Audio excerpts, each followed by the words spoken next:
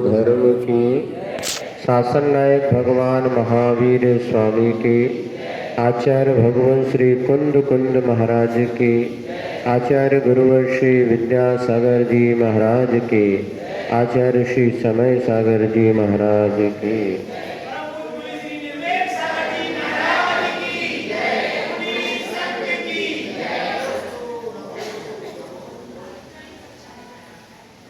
महाराज को प्रारंभ करते हैं। कल प्रसंग चल रहा था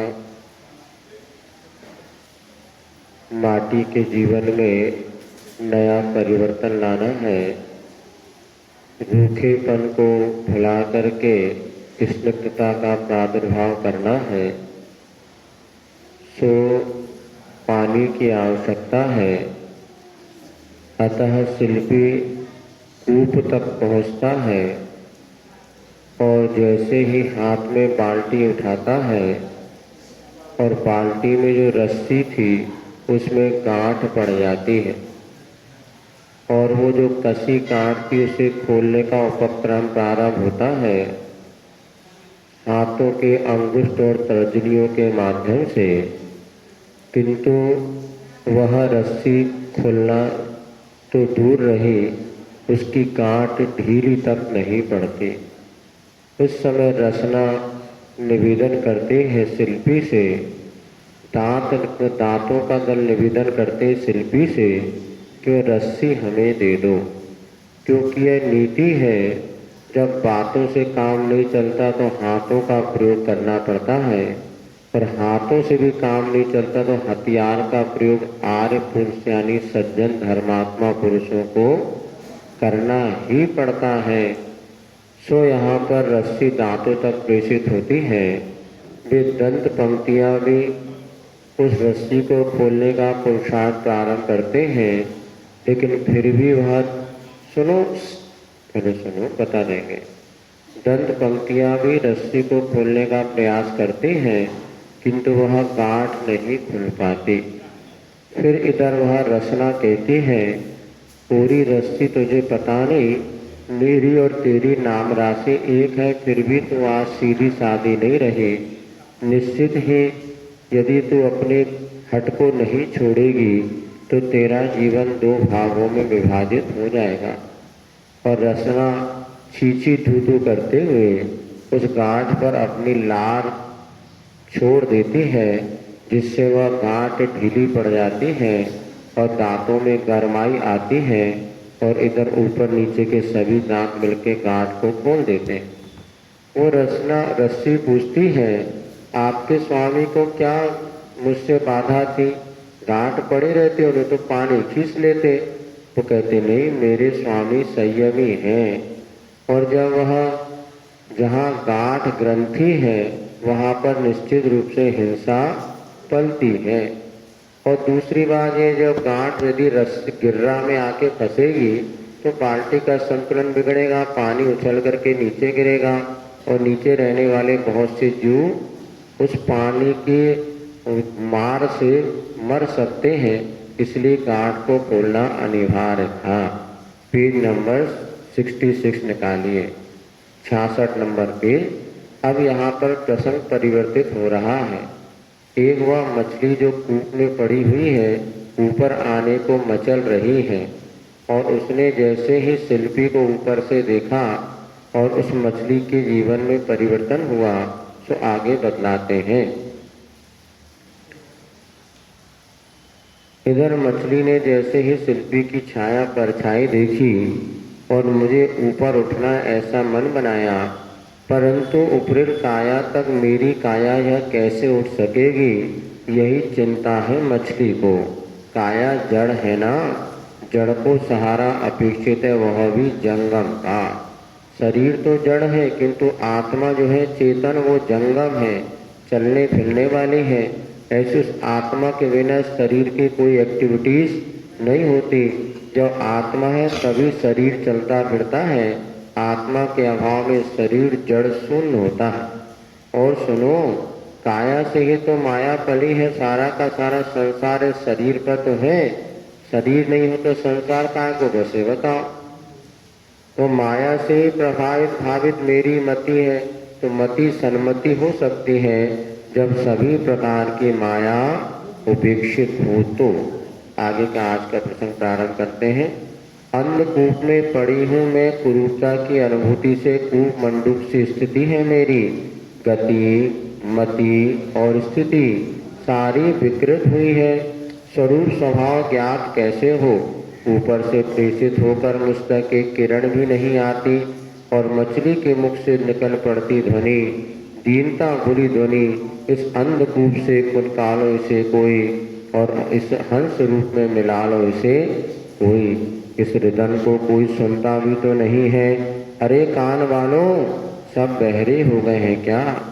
यह रुदन अरण रोदन ही रहा, ऐसा सोचकर पुनः विकल्पों में डूबती है मछली, और डूबन में एक किरण मिल जाती है उसे कि सारहीन विकल्पों से जीने की आशा को खाने के लिए विष ही मिल जाता है, और चिरकाल से सोती कार करने की सार्थक क्षमता धैर्य धती व फूलती अपनी आँख दृढ़ संकल्प की गोद में ही। बस कर संकल्पिता हुई मछली ऊपर भूपर आने को। नश्वर प्राणों की आस भाग चली, ईश्वर प्राणों की प्यास जाग चली मछली के घट में। फिर क्या, जड़भूत जल का प्यार निराधार कब तक टिकेगा, वह भी पल में हुआ पलाए छू मंतर कहीं। अभय का निलय मिला, सभय का विलय हुआ, और मछली के जीवन में यहीं से घटित विजय हुआ धन्य।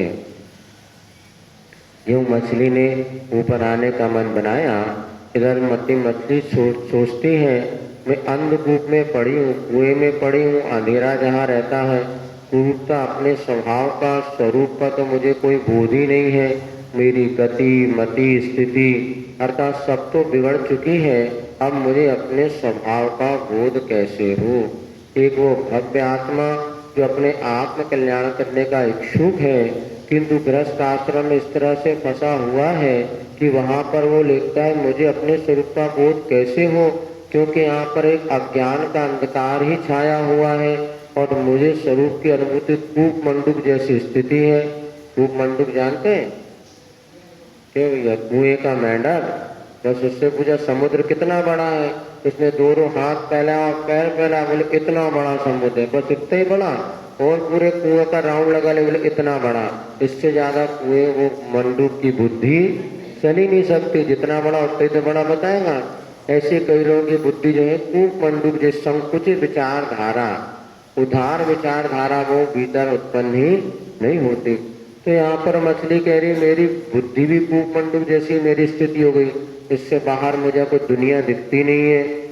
अब ऊपर से कोई एक सूर्य की किरण भी मेरे भीतर नहीं आती, अब पता नहीं मेरा कैसे कल्याण होगा, कैसे मुझे लाभ मिलेगा। कई लोग ऐसे, अभी हम लोग दक्षिण भारत में गए, कई श्रावक श्राविका बोले महाराज कभी हमें साधु नहीं मिलते, कभी देव मंदिर नहीं मिला, कभी धर्मोपदेश नहीं मिला, आके हमारा कल्याण कैसे होगा।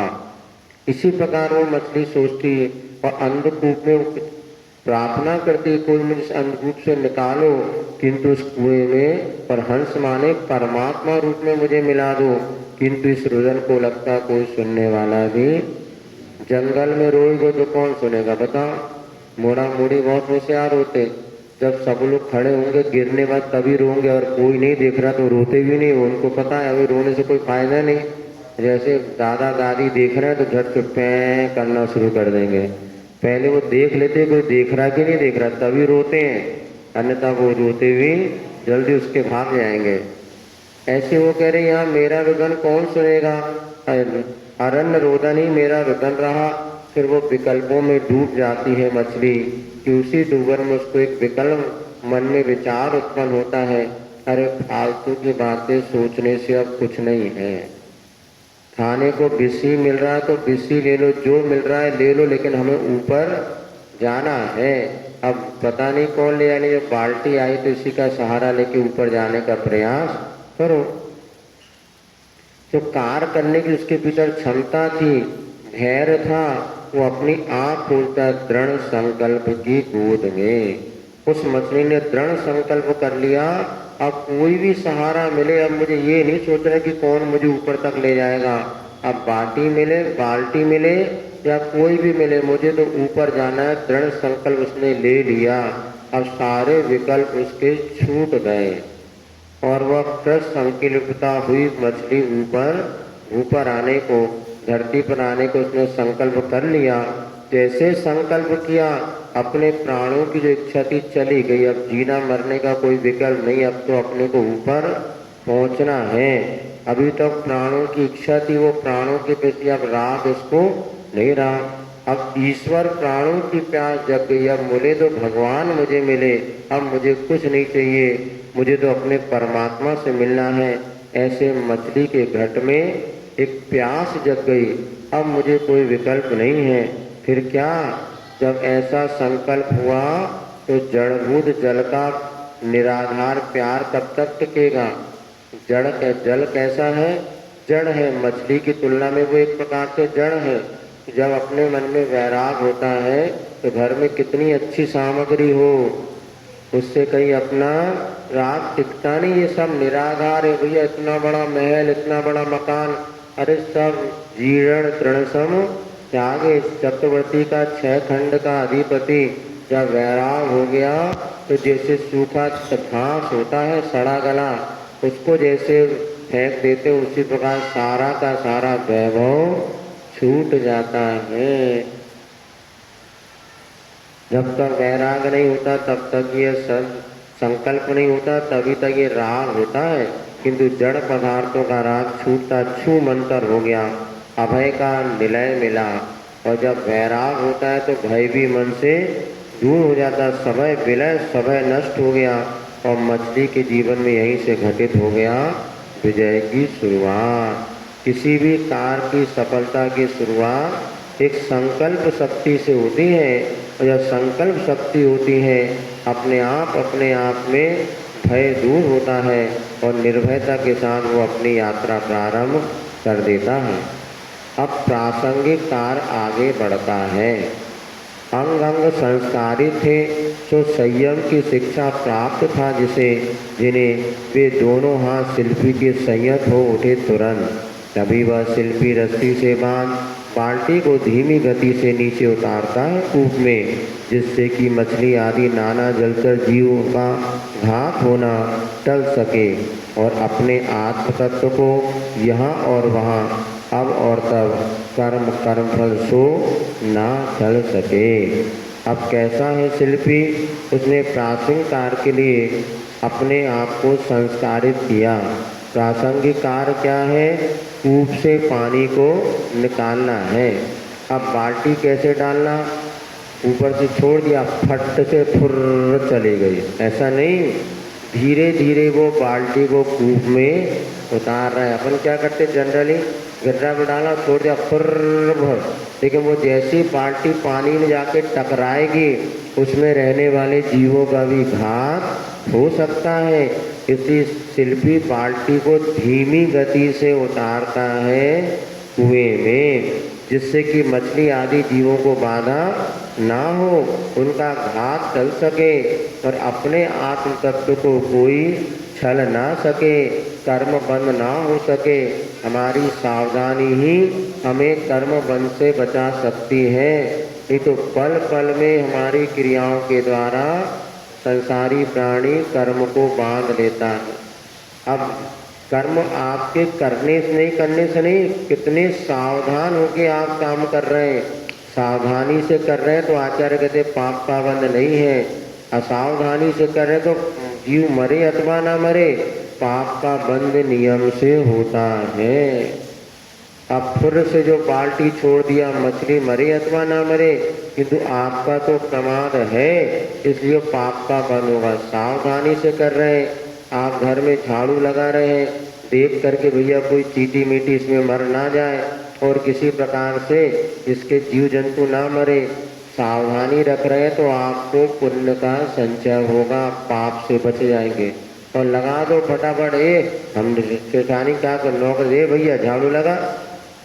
अब मंदिर में झाड़ू लगाना हो, कचरा पड़ा हो तो क्या करेंगे आप, बोलो भैया, है कोई माई का नाम, क्या करोगे? माली को चिल्लाएंगे, वो आएगा दौड़ते फिर झाड़ू लगाएगा और उसका उतना विवेक पूर्वक किया तो फिर, नहीं तो पाप का बंध किसको? जिसने लगवाए। और स्वयं अपन सावधानी से लगा देते तो पाप से बच सकते। और निश्चित मानना, हमारे जीवन में हमारे भावों का बहुत परिणाम प्रतिफल मिलता है। अभी एक श्रावक श्राविका आए थे, पति पत्नी, और जब उनको गर्भ धारण हुआ तो बताया उनकी कोख में 3 बच्चे हैं, एक साथ ट्रिपल। अब वो हमारे पास, और जब डॉक्टर को दिखाया, डॉक्टर ने कहा इनका चूँकि पहले ऑपरेशन हो चुका है, इसलिए अब इसके गर्भ में इतनी क्षमता नहीं है कि 3 बच्चों को एक साथ गर्भ धारण में झेल सके, इसलिए एक को मारना अनिवार्य पड़ेगा, नहीं तो माँ के जीवन को खतरा हो सकता है। वो हमारे पास भी आए, महाराज श्री के पास भी गए। उन्होंने पूछा, महाराज हमें ऐसी परिस्थिति में क्या करें, हम तो किसी तरह किसी जीव की हत्या करना ही नहीं चाहते, फिर क्या करें? तो एक बार आचार्य महाराज से भी चर्चा हुई थी। आचार्य ने कहा था, जब माँ और बेटे में यदि किसी एक के जीवन बचाना हो तो माँ का जीवन पहले बचा लेना चाहिए, क्योंकि माँ के साथ बहुत सारा परिवार जुड़ा है। बच्चा तो अभी नवजात है, उससे उतना परिवार जुड़ा ही नहीं, किंतु एक के जीवन की रक्षा अगर किसी में हो तो हमारा विवेक तो यही कहता है कि पहले माँ की सुरक्षा करो। बच्चे को नहीं बचा पा रहे तो क्या करें?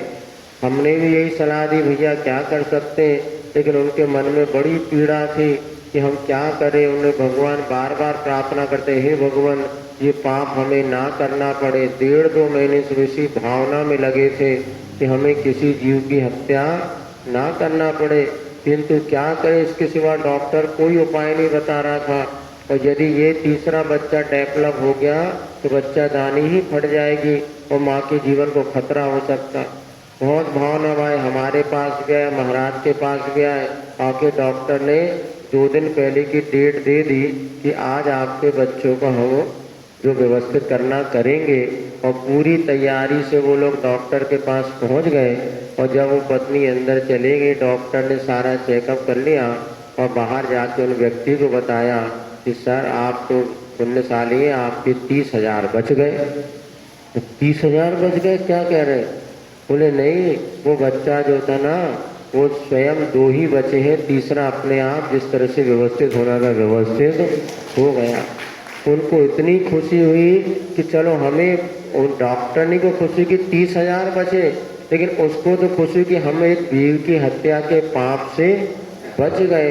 कल वो हमारे पास में इतनी खुशी होकर बताया सारा, दोनों पति पत्नी, कि हम इतने बड़े अनर्थ से बच गए।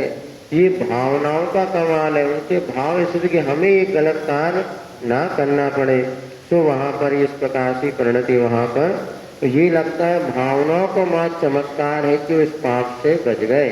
अभी एक पुलिस ने बताया था, एक जगह पूरे कीटनाशक दवाइयों का, कीड़ों का प्रकोप हो गया था, कीड़ों का प्रकोप। अब वहाँ पे कलेक्टर आए, जैन कलेक्टर थे, और उन्होंने कहा कि आपको यहाँ पर कीटनाशक दवाइयाँ छिड़कानी पड़ेगी।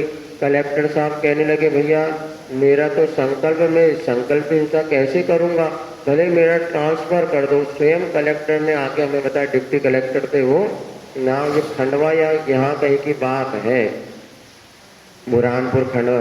कहने लगे, महाराज मैंने तो कह दिया भैया मेरी भले नौकरी चली जाए, लेकिन मैं किसी प्रकार से कीटनाशक दवाई नहीं डालूंगा।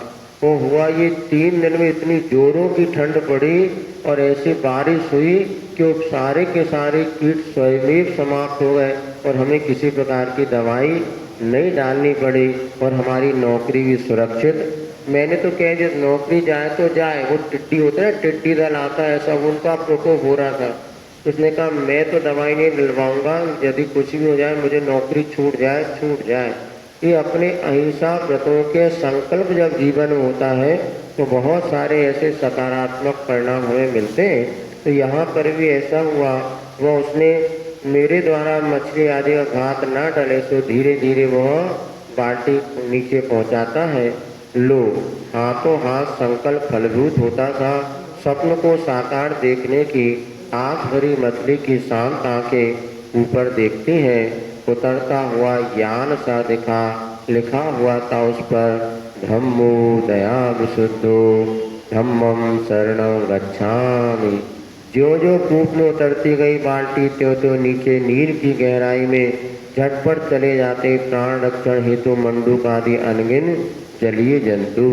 जैसे बाल्टी नीचे डूबती है तो मेंढक मछली आदि जो उस कूप में थे वो अपने रक्षा हेतु आसपास भाग करके अथवा पूरे नीचे गहराई में चले गए। कभी देखना मेंढक वगैरह दिखते ऊपर थोड़ा सा पानी डालो, झट से वो नीचे गहराई में चले जाते हैं।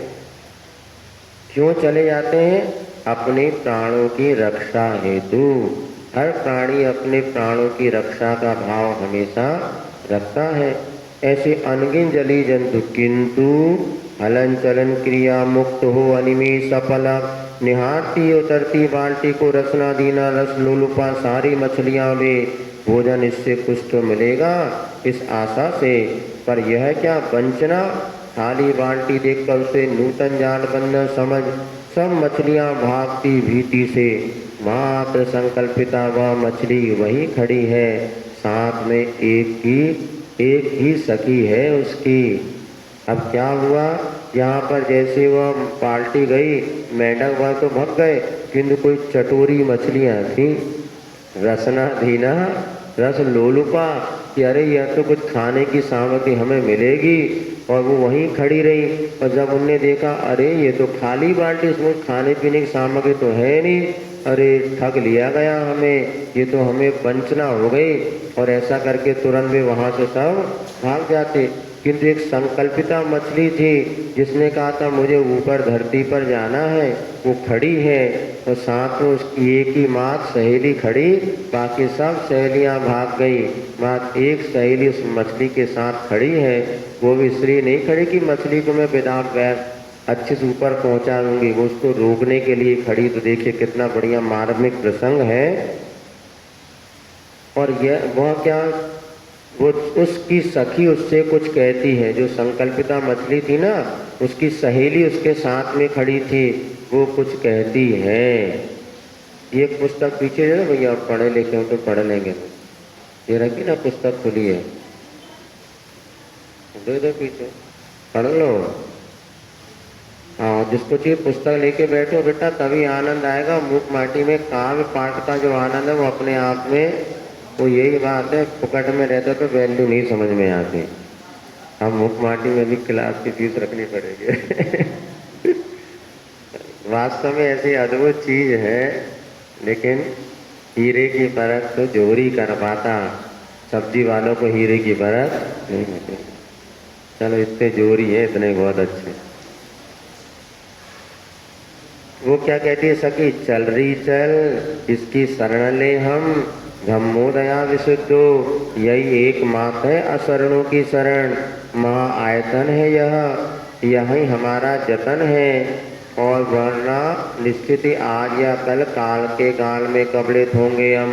क्या पता नहीं तुझको, छोटी को बड़ी मछली साबुत निकलती है यहाँ, और सधर्मी सजाती में ही वैर वैमनस्क भाव परस्पर देखे जाते हैं। स्वान स्वान को देखकर ही नाखूनों से धरती को खोदता हुआ गुर्राता है बुरी तरह। अब इस पर उसकी सखी बोलती है। अब देखो क्या हुआ, उस जो संकल्पिता मछली थी वो अपनी सखी से चल रही, बाकी सब भग गई। चल अपन चलते हैं इस बाल्टी की शरण ले। देखो इस पे लिखा है दया धम्मो दया विशुद्धो, बाल्टी भी लिखा था धम्मो, तो धर्म ही तो हमारे लिए शरण है, अशरणों की शरण है। चलो हम इस महा आयतन की आज शरण ले लें, अन्यथा आज नहीं तो कल हमें तो मरना तो पक्का है। कूप में मछली हम जो है, क्योंकि हमें यहाँ एक परंपरा की बड़ी मछली छोटी मछली को खा जाती है, तो आज नहीं कल तो मरना ही है। इसलिए क्यों ना हम इसमें निकल के अपना आत्मकल्याण करें, ऊपर चढ़े।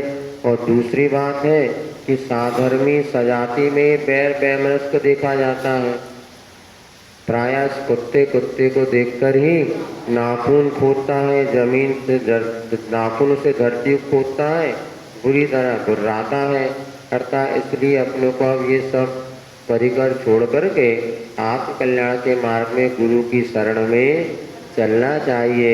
ऐसे एक सहेली दूसरी सहेली को कहती है, जो संकल्पिता थी वो कहती चल अपन चले, लेकिन दूसरी सखी बोलती है, इस पर उसकी सखी बोलती है, कथनचित बात सच है तुम्हारी, परंतु हमारे भक्षण से अपनी ही जाति यदि पुष्ट संतुष्ट होती है तो इष्ट ही है, क्योंकि अंत समय में अपनी जाति काम आती है। से सब दर्शक बनकर रहते हैं दार्शनिक बनकर, और विजाति का क्या विश्वास, आज तो श्वास श्वास पर विश्वास का श्वास घुटता सा देखा जा रहा है प्रत्यक्ष। और सुनो, बाहरी लिखावट सी भीतरी लिखावट मार मिल जाए फिर तो कहना ही क्या है। यहाँ तो मुंह में राम बगल में बगुला चलती है। दया का कथन निरा है और दया का कथन वतन निरा है। एक में जीवन है, एक में जीवन का अभिनय। अब तो अस्त्रों शस्त्रों वस्त्रों यहाँ तक कि कृपाणों पर भी दया धर्म का मूल है लिखा, किंतु कृपाण कृपालु नहीं है। वे स्वयं कहते हम हैं कृपाण, हम में कृपा ना। और कहाँ तक कहें, अब धर्म का झंडा भी डंडा बन जाता है, धर्म का झंडा भी डंडा बन जाता है, शास्त्र शस्त्र बन जाता है अवसर पाकर। और प्रभु स्तुति में तत्पर सुरीली बांसुरी भी बांस बनकर पीट सकती है प्रभु पथ पर चलने वालों को, समय की बलिहारी है। अब उसकी सहेली के समझा रही है, तुम कहाँ ऊपर जाने की सोच रहे, वो मनुष्य की जाति है और मछलियाँ सजाती हैं। यदि बड़ी मछली हमें खा भी लेती तो अपनी ही जाति तो संपुष्ट हो रही है। और मान लीजिए खा भी लिया, अपनी अंत समय अपनी जाति काम आएगी, कौन महाराज काम आने वाले बताओ। मरवे समय कौन काम हुई, जीत ठटरी बांध के ले जाए तो महाराज का अरे ठटरी कहते ना अंत जो बांधते हमें कौन यही काम आएंगे, बाकी तू का भरोसे महाराज को आज आए कल छोड़ के भग जाए, तो उते ही पड़े रहे दिन भर, तरह घर को भी देखो करो है। ऐसे घर में डांट पड़ती है, हम लोगों को भी डांट पड़ती जब हम लोग शुरुआत में थे और महाराज माते उते दिन भर लगे रहे तो घर वाले कहते थे खाना नहीं मिलेगा, डांट देते। हम कहने दो हम ये चले महाराज के बाद। अब उस समय दिन भर लगे रहे, दुकान नहीं पढ़ाई नहीं स्कूल सब छूट जाते थे।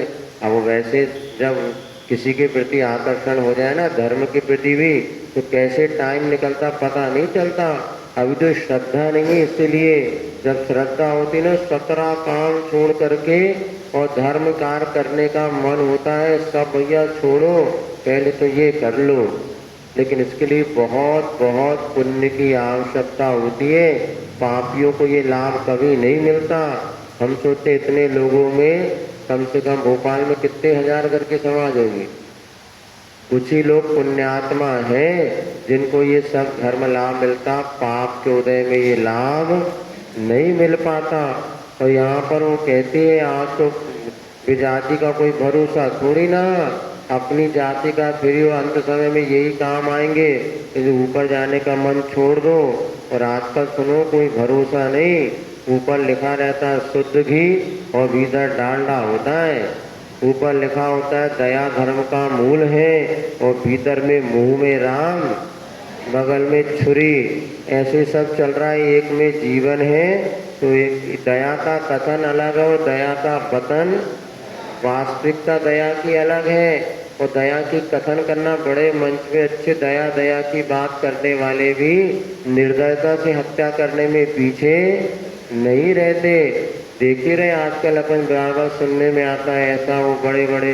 अब देखो एक में जीवन का अभिनय है तो एक में जीवन है। अब तो तलवार अस्त्र शस्त्र और वस्त्रों पे तलवार पे लिखा है दया धर्म का मूल है। तलवार कहती भैया मैं स्वयं करूँ मुझ में कृपा ना, तलवार कभी किसी पर दया नहीं करती। और अब कहाँ कहें क्या कहें वर्तमान परिवेश के विषय में कि धर्म का झंडा जो होता है ना, वो भी वक्त आने पर डंडा बन करके सागर में को पीट देता है। धर्म का झंडा इसलिए था कि हम सबके सामने क्या देखो दया ये धर्म ध्वजा हमारी, वो झंडा अलग करते हो डंडे से पड़ोसी कोई साधर्मी को पीट देता है। और शास्त्र जो है ना, जो शास्त्र आप कल्याण का साधन है वही शस्त्र बन जाता है अवसर पाकर, वही लड़ाई का साधन बन जाता है कि देखो उन्होंने ऐसा कहा, ये ऐसा लिखा। अरे आत्म कल्याण का साधन बनना था शास्त्र, किंतु आज वही शास्त्र शस्त्र बन गए और विद्वानों में ही लड़ाई का ये कारण शास्त्र बन गए। क्या करें? और जो भगवान की भक्ति में जो बांसुरी थी जिससे स्वर गीत निकाल के भक्ति, वही बांसुरी बांस बन करके पीट सकती है। इसलिए मछली समझा रही है अब वहाँ जाने की कोई जरूरत नहीं, अपन जहाँ है वहीं अच्छे घर ही में सारी व्यवस्था बना देते हैं, यहीं रहो ना, बाहर जाके दीक्षा लेके आ क्या जरूरत है बताओ। अपनो मोड़ा यदि कहे कि हम दीक्षा लेना चाहते तो क्या कहोगे? यही समझाओगे बेटा घर में सब व्यवस्था बना देते हैं, कहाँ जा रहे कोई भरोसा नहीं, आजकल देख तो रहे सब गड़बड़ चल रहा है, तुम तो इतना ही रहो। एक और दुकान खुला देते हैं, पिता से नहीं पड़ती तो कोई बात नहीं, दूसरी दुकान खुला देते हैं, घर छोड़ के कहूँ पे नहीं जाना। ऐसी वो मछली समझा रही सहेली। अब वो क्या कहती सुनिए। अब वो मछली कहती संकल्पिता जो मछली थी, सखी मछली की बात सुनकर मछली पुनः कहती है यदि तुझे नहीं आना है तो मत आ, परंतु उपदेश देकर व्यर्थ में समय मत खा। टाइम नहीं है, अभी बाल्टी ऊपर चले जाएगी, तेरे प्रवचन सुनने लगे तो मेरा काम गड़बड़ हो जाएगा। इसलिए और सहेली के बिना अकेले ही चलती मछली सामायिक सूक्तियाँ छोड़ती हुई, और मछली ने अपनी सहेली को छोड़ा और स्वयं बाल्टी में प्रवेश कर जाती है। क्योंकि ध्यान रखना, पाप के कार्य में तो पूरी दुनिया तुम्हारे साथ हो जाएगी, किंतु धर्म के मार्ग में कोई एक भी साथ दे तो बहुत पुण्य की बात है। इसलिए गांधी जी का भजन था, एकला चलो रे, अकेले चलो, सत मार्ग पर बढ़ना शुरू करो, पुण्य होगा और लोग आपके साथ जुड़ते रहेंगे। पूछते रहोगे काय हम चले जाएं, दीक्षा ले लें, तो को भी छोड़वे वालों, फुकट को नौकर दुकान में बैठो है बढ़िया, अबे दीक्षा ले लें बब्बा तो दुकान कौन संभाले बताओ।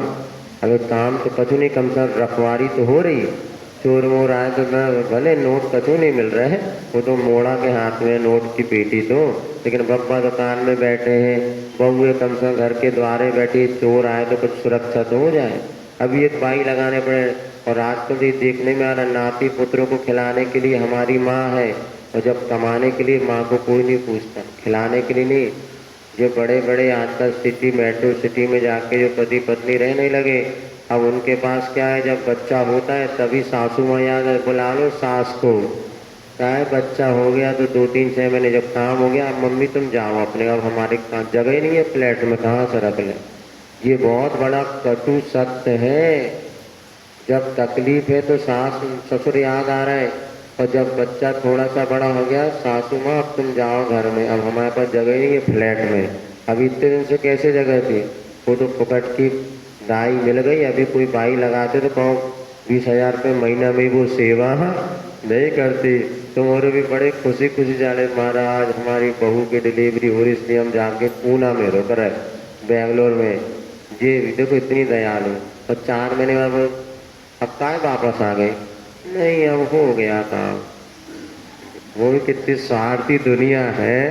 हम देखते कि तुम लोगों को वैराग नहीं होता, हमें तो बहुत वैराग होता है। इन प्रसंगों को सुनकर के तुम लोगों को वैराग होना चाहिए, तो वैराग नहीं होता, लगता है हाँ ठीक है जगह थी नहीं उसके फ्लैट में तो कोई दोनों रहने हो गया। यही संसार है। अब मछली तो चली गई भैया, किसी को कोई सुनवे से मतलब नहीं है। अब इसकी बातों में लग जाऊंगी तो मेरी यात्रा और अवरुद्ध हो जाएगी। कुछ सामायिक सूक्तियाँ छोड़ती है वह, प्रत्येक व्यवधान का सावधान होकर सामना करना नूतन अवधान को पाना है, या यूं कैसे अंतिम समाधान को जो भी जीवन में संकट आए उसको अलर्ट सावधान होकर उसका सामना करो, तभी जीवन में कुछ नई खोज हो सकती है। संकटों से जितना भागोगे वो संकट आपसे दूर नहीं होंगे, किंतु सामना करोगे तो आपको कुछ नया आनंद आएगा। हर व्यक्ति के जीवन में कष्ट है, हर व्यक्ति के जीवन में संकट है, कहीं ना कहीं जीवन में दुख तो है ही। वैराग भावना में पढ़ते ना, कोई मित्र बिना नित झोरे, होए मरे तब रोवे, खोटी संतति सो दुख उपजे, क्यों प्राणी सुख सोवे। पुण्य हृदय जिनके, ऐसा पूरा आता है, किसी घर कलिहारी नारी कै बैरी संभाई, किसी के दुख बाहर देखे किस उर्द चिताई। मतलब इस संसार में कहीं भी आप देख लो, कहीं सुख, हमें लगता है वो सुखी वो सुखी वो सुखी, जिनके पास कुछ नहीं है वो लगता है वो, जिनके पास पैसा है वो सुखी, जिनके पास पैसा उनसे पूछो वो क्या दुखी है। मतलब कहीं ना, अभी हमारे पास एक श्रावक श्राविका आते हैं, अब वो इतने अच्छा वो परिवार है, भाई भाई बिल्कुल प्रेम से रहते हैं, बहुओं जेठानी में कोई झगड़ा नहीं, संतान है, खूब केकड़ों से जमीन है, और हर समय कुछ ना कुछ पुण्य दान, साल भर में लाखों करोड़ रुपया का दान करते, कभी भाइयों में कोई खटक पटक नहीं। एक दिन वो दोनों आए पति पत्नी, और तो पत्नी रोने लगी। हमने क्यों, क्या बात है, बढ़िया अच्छे कपड़े पहने, किसी प्रकार की कमी नहीं, और किसी प्रकार के बैर बेमा, कोई लड़ाई झगड़ा कुछ नहीं, हमसे इनसे ज़्यादा सुखी दुनिया में कोई होगा नहीं, बच्चे भी आज्ञाकारी, सब कुछ है। कि बस वो रोने, बोले महाराज हम जिस घर में रहते हमें बड़ा डर लगता है। अब क्यों डर लगता है, बोले बाहर कहीं मकान ले लो तो वहाँ और डर लगेगा जब 20 है। तो हमने उनको भी किस बात का, बोले पता नहीं हमें, बस लेकिन मन में एक डर लगता है कि हमारा क्या क्या भय इतना रहता है कि 24 घंटे साथ से दाल रोटी भी। अब फिर हमें लगा, देखो इसको कहते हैं जब कहीं ना कहीं व्यक्ति को सुख में बाधा बनती है। इसलिए हमेशा ये मानो जो हमें मिला है ना उसी में प्रसन्न रहो, और आगे मिले भावना भाव, लेकिन वर्तमान जीवन को कभी भी दुखी नहीं बनाना चाहिए। और संसार में देखो तो कहीं कोई सुखी है नहीं, वो सोच रहा हम इतना पैसा कमा लेंगे सुखी हो जाएंगे, जिसने कमा लिया उनसे पूछो कोई सुखी है क्या। पहले जब कम पैसा था 3 कमरे में पूरा परिवार सुख से रहता था, अब इतना बड़ा मकान बन गया, रहने वाले 2-3 बचे हैं, और मकान में झाड़ू लगाने वाला भी नहीं है। जब पैसा कम था तब ज़्यादा सुखी थे, जब बड़ा मकान बन गया तब ज़्यादा सुखी है। तो लगता है जब कम पैसा था 2 कमरे में सारे लोग कम से कम एक आते थे, बैठ के मिलते तो थे। अब इतना बड़ा मकान, हर व्यक्ति आता अपने कमरे में घुस जाता, ताला लगे तो पता ही नहीं चलता भैया मोड़ा आया कि नहीं आओ, बेटी आए कि नहीं आई, पत्नी पति आए कि नहीं आए, वो आए अपने अपने कमरे में। यही हो रहा है। तो वास्तव में हमारी कल्पना कहती इसमें सुखी, लेकिन वास्तव में जो हमें मिला है उसमें प्रसन्नता के साथ जीवन व्यतीत करो। और बाकी कहूँ न सुख संसार में सब जग देखो छान। जिनके पुत्र हैं वो देखो, जिनके नहीं है वे देख लो। तो कहते हमारा अच्छे है, टेंशन फ्री है, अब इतना मकान दे दो, पैसा दे। एक लड़का, एक माँ बाप अपने बच्चों को लेकर के आए हमारे पास, बोले महाराज इसको समझाओ, ये व्यसनी है, और लाखों मतलब घर के बर्तन बेच दिया, अलमारी बेच दिया। मैं पोस्ट ऑफिस में सर्विस करता हूँ, 12,000 रुपये मिलते हैं। ये लड़के को हमेशा चोरी करता है घर के, बोले माँ के वस्त्र आभूषण ले आएगा, साड़ियाँ ले आएगा, बर्तन ले आएगा। अब उसको तो भले 1000 की साड़ी 100 में ही बिकवा, तो नशे वाले को क्या रहता है, उसको तो पैसा चाहिए। बोले 100 कसेड़ी वगैरह ले आके 20-25 रुपये में बेच देता, 200 बर्तन। अब हम इतना कुछ बोल पाते, उतने में लड़का कहने लगा कि महाराज उनसे कहो पैदा हुआ है तो करना पड़ेगा, कौन चलेगा, मुझे 4 रुपये महीना चाहिए, दो नहीं तो मैं तो ये करूँगा। अब हमने कहा बेटा अपनी इज्जत बताओ, तुम बोले तो तुम्हें निपटा देगा। हमने कहा तुम बाप बेटा निपटो, हम तो पढ़ने तो जी सार। मतलब पैदा, बच्चा क्या कहता, मुंह पे कहता पैदा किया है तो करना पड़ेगा, मुझे दो, मैं कहाँ से लाऊं पैसा, मुझे पैसा चाहिए, मैं तो यही सब काम करूँगा।